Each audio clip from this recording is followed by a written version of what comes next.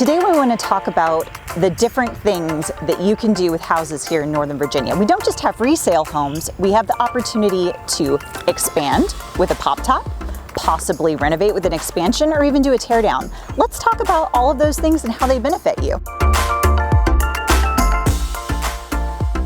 Behind me, we have an original Rambler, 875 square feet.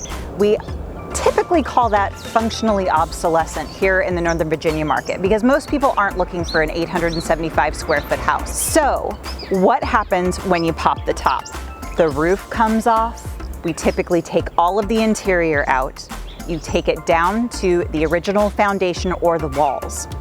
Then we come on over here.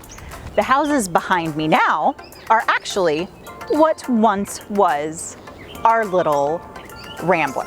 This is actually a home that was taken all the way down to the foundation. We call that a complete tear down. Before, it actually was a total Rambler, which was of this style home that is exactly next door to it. And then ultimately, when they take it down to the studs, down to the foundation, it will ultimately look like this and becomes a tear down.